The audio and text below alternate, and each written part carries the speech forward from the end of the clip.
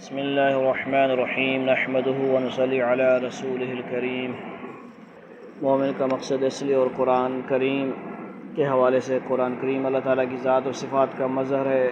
تحفہ و فاز کا مختصر سا سیشن کل ایک پڑھا گیا تھا، ایک ذیب النساء کے بارے میں، اس کا شعر کے ساتھ مثال دے کر سمجھایا گیا تھا۔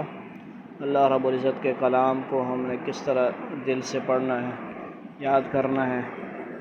آج ہے عبادت کا مقصد دیدار الہی ہے۔ قرآن پاک بھی پڑھنا کیا ہے؟ عبادت ہے۔ باقی تمام عبادات کا مقصود کیا ہے؟ اللہ کا دیدار نصیب ہو جائے، اور ایک یہ ہے کہ اللہ تعالیٰ کا حکم ہے تمام عبادات، اس لیے بھی عبادت کرتے ہیں۔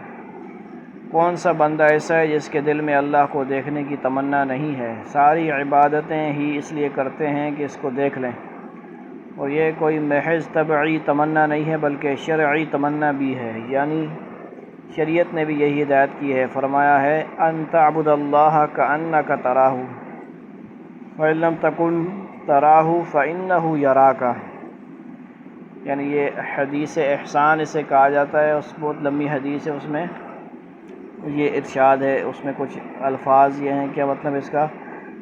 اللہ کی عبادت اس طرح کرو جیسے تم اپنی آنکھوں سے اس کو دیکھ رہے ہو۔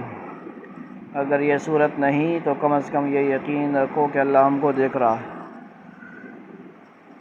ٹھیک ہو گیا۔ یہ جو دیکھنے کی طرف توجہ دلائی گئی ہے، اس کا اثر حاصل یہ ہے کہ عبادت کی ہی جاتی ہے دیکھنے کے لیے، کہ معبود کو اپنی آنکھوں سے دیکھ رہے ہیں۔ یہ تمنا ہر شخص کے دل میں ہے۔ نماز کے ذریعہ دیکھنے کی مشق کرائی جاتی ہے۔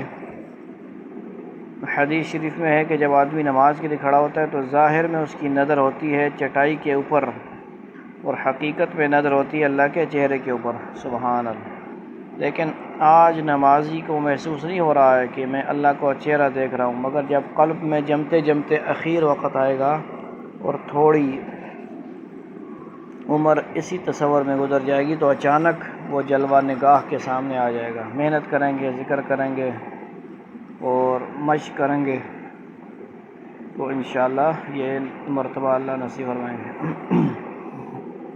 جس کی تمنا میں آدمی عبادت کیا کرتا تھا تو عبادت کی ہی جاتی ہے، کس کے لیے جی؟ دیکھنے کے لیے۔ مقصد ہی یہ ہوتا ہے کہ عابد و معبود کا آمنا سامنا ہو جائے۔ تو اس حدیث میں اس کی تدبیر بتلائی کہ دل میں تصور یہ باندھے کہ میں اللہ کے سامنے حاضر ہوں، اس کے چہرے پر میری نگاہ ہے، میں اس کو دیکھ رہا ہوں۔ پھر اس کے ساتھ کلام اللہ کی تلاوت ہوتی ہے۔ نماز میں اس سے حق تعالی شانوں کے اوصاف و کمالات ظاہر ہوتے ہیں۔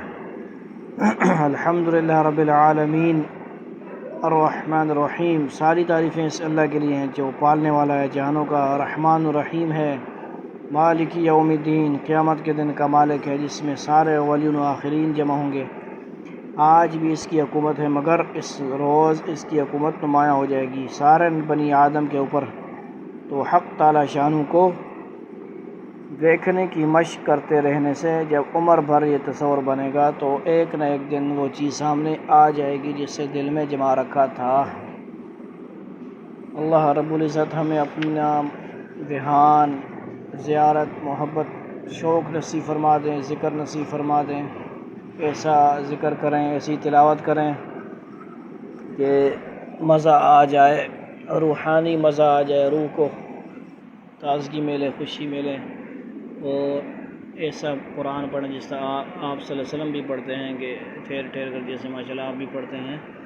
اللہ رب العزت ہمیں اس پر استقامت نصیب فرمائیں اور ہمارے حفظ کے جو مقصد ہیں اس کو مکمل فرمائیں۔ تمام حفاظ کرام، طلباء کرام کے لیے اللہ تعالیٰ آسانی فرمائے حفظ کے اندر۔ ان کے جو طلباء کتابیں پڑھتے ہیں امتحانوں کے اندر، ان کو بھی اللہ تعالیٰ کامیابی نصیب فرمائے، اور مقصد اصلی صحیح نیت کے ساتھ قرآن پاک پڑھنا، علماء بننا، اللہ تعالیٰ ہمیں نصیب فرما دیں۔ تو اسی آج چھوٹا سا مختصر دھیان کا بارے میں تھا بیان، اللہ کا دھیان، تصور، ہم اس کی مشق کریں، تو اسی کی مشق کرتے کرتے اللہ کا کلام پڑھیں۔ اللہ تعالیٰ ہمیں توفیق نصیب فرمائیں۔ وآخر دعوانا الحمدللہ رب العالمین۔ السلام علیکم ورحمۃ اللہ۔